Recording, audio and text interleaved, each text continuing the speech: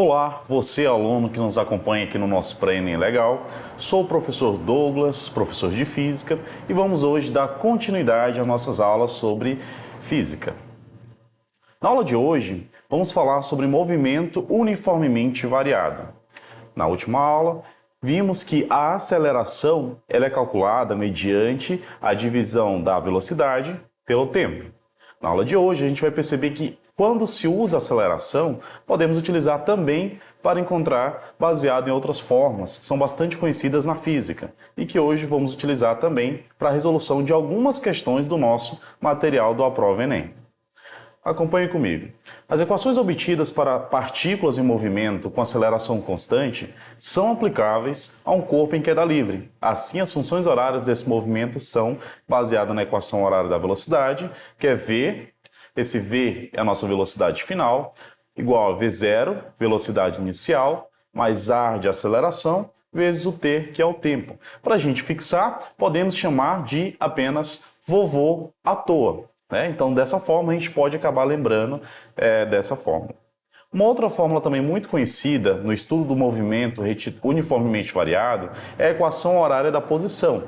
A equação horária da posição ela é dada como sendo espaço final, que vai ser igual ao espaço inicial, mais velocidade inicial, vezes o tempo, mais a metade da aceleração, vezes o tempo ao quadrado. Para decorar, vamos chamar aqui de sorvetão. Vale lembrar que na nossa última aula sobre aceleração, conhecemos lá a fórmula do sorvete, que era a função horária de posição. Aqui estamos trabalhando a nossa função horária de posição, só que utilizando a aceleração. Ok? Para decorar, podemos chamar essa então de sorvetão. Outra fórmula também muito utilizada nesses estudos é a equação de Torricelli. Porém, quando se trabalha com questões de Enem, ela acaba sendo uma fórmula pouco utilizada. É importante saber que a equação de Torricelli é utilizada quando você tem uma variação de espaço e uma aceleração. Nesse caso, ela é calculada como sendo a velocidade final ao quadrado, que vai ser igual à velocidade inicial ao quadrado, mais 2 vezes a aceleração, vezes o deslocamento, que é espaço final, menos espaço inicial. Para decorar, a gente pode chamar aqui de vovó e vovô mais duas asa deltas. Então, até aqui a gente viu que algumas dessas fórmulas elas podem ser utilizadas de maneira a facilitar nossos cálculos, conhecendo algumas dessas variáveis. Quando eu falo variáveis, estou me referindo às letras que estão aqui em questão. Podemos tomar como exemplo um corpo onde nas proximidades da Terra ele cai com uma aceleração constante de 9,8 metros por segundo ao quadrado. É importante salientar, antes de mais nada, que a aceleração com esse valor de 9,8 metros por segundo ao quadrado, ela se dá em condição do valor da gravidade no nosso planeta. Então, desprezada a resistência do ar, a gente vai supor que tenha partido do repouso e descobrir qual a velocidade nos instantes de 1 segundo, 5 segundos e 10 segundos. Analisando os dados que são dados na questão, a gente pode observar que, como esse corpo ele está caindo com aceleração constante, esse corpo ele parte do repouso. A partir do momento que ele parte do repouso, temos uma velocidade inicial igual a zero. Queremos calcular qual vai ser sua velocidade final. E o tempo a gente tem, que é 1 segundo, 5 segundos e 10 segundos. E a aceleração, 9,8.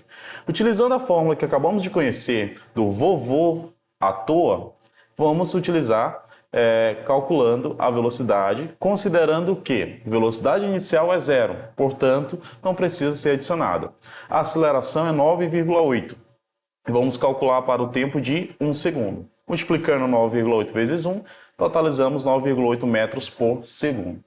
Da mesma forma, faremos para 5 segundos, 10 segundos. Velocidade vai ser igual a 9,8 vezes 5, que resulta em 49 metros por segundo. Da mesma forma, podemos calcular para 10 segundos, que vai ser 98 metros por segundo. Então, nesse exemplo, a gente observa que estamos relacionando a aceleração da gravidade. Quando eu falo aceleração de gravidade, estou levando em consideração o movimento em queda livre. E o que é esse movimento em queda livre? A queda livre é um movimento de um objeto que se desloca livremente e unicamente sob a influência da gravidade. Então, para efeitos de queda livre, a gente despreza a resistência do ar. Então, os movimentos de lançamento vertical e queda livre geralmente são movimentos retilíneos.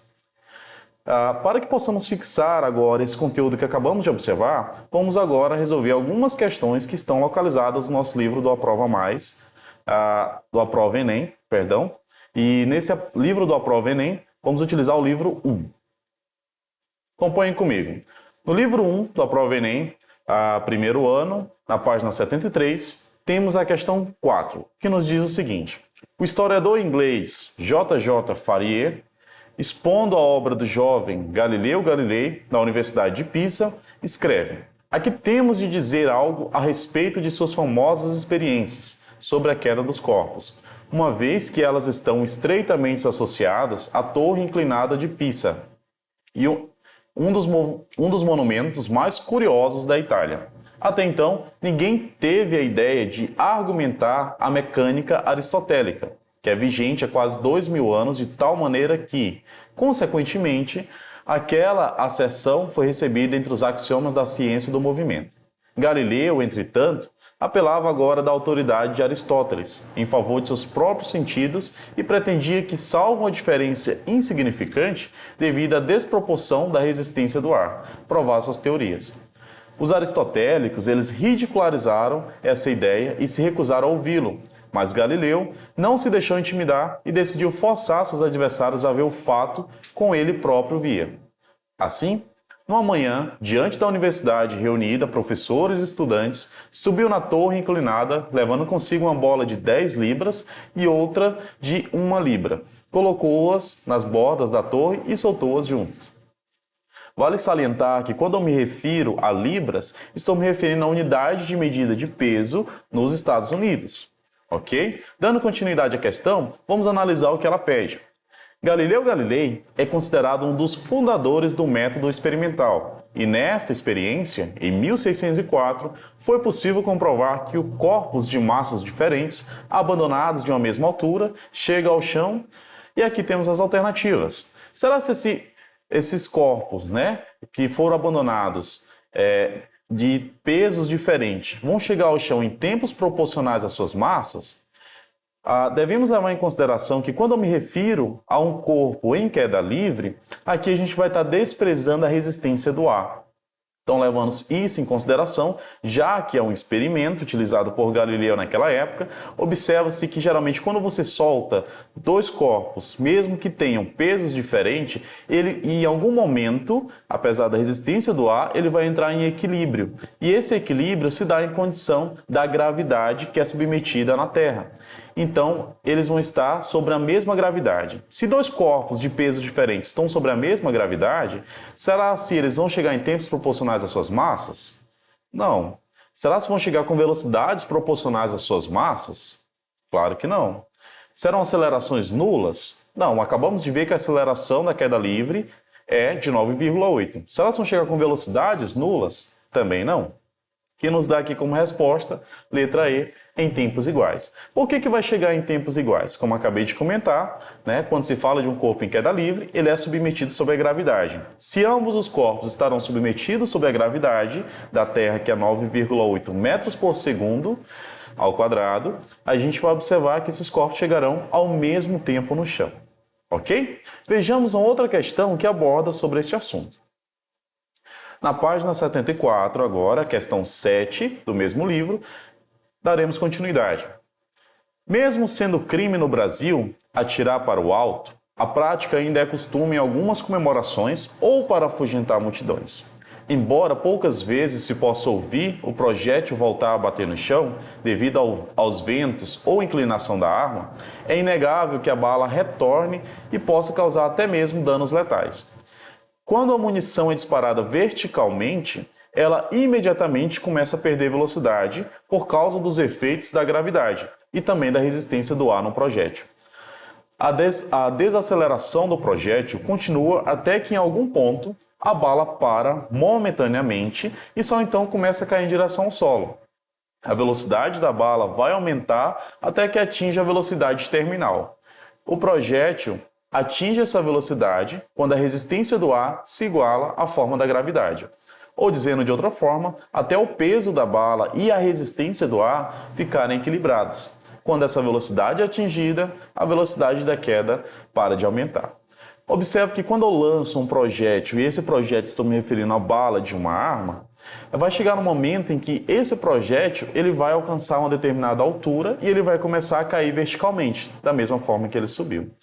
Quando eu lanço esse projétil verticalmente para cima, desprezando a resistência do ar, como a questão acabou de colocar, esse projétil ele vai sair numa determinada velocidade e, desprezando a resistência do ar, ele também vai cair numa mesma velocidade.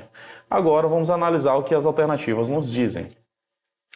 Hipoteticamente, em um local que pudesse ser desprezada a resistência do ar, um projétil disparado para o alto por uma arma de fogo retornaria ao solo. Aí vamos analisar as alternativas. Recomendo que vocês parem por um instante, tentem responder e em seguida continue aqui na nossa aula.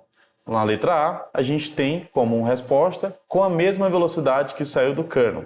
Se esse projétil ele está desprezando a resistência do ar, ele vai sair com a velocidade da arma e vai voltar com a mesma velocidade. E aqui bate com o gabarito que acabamos de ler na letra A, com a mesma velocidade que saiu do cano da arma. Analisando os outros distratores, observamos que, com velocidade maior do que a que saiu do cano da arma, poderia ser com velocidade maior? Obviamente não. Geralmente, se ele vai sair em uma determinada velocidade, mesmo que desprezando a resistência do ar, ele voltaria com velocidade diferente, porque ele entraria em equilíbrio de acordo com a gravidade que é submetida sobre a Terra. Letra C. Com velocidade menor do que a que saiu do cano da arma, já que estamos desprezando a resistência do ar, obviamente não, a velocidade será a mesma. E na letra D e E, são distratores que a gente já pode eliminar de certeza. Se estamos lançando um objeto verticalmente no nosso planeta Terra, estamos considerando a gravidade que temos no nosso planeta, que é 9,8 metros por segundo ao quadrado. Baseado nisso, a gente observa que a velocidade ela não pode ser nula, assim também como a aceleração não pode ser nula. Caso venha cair uma questão que tem essas alternativas, já podem desconsiderar sem ter muito trabalho. Tá certo? Então, por hoje, a gente fica por aqui e aguardo vocês na nossa próxima aula, onde vamos abordar a respeito das forças que são submetidas sobre os corpos presentes no estado da matéria. Hoje é só, até a próxima aula.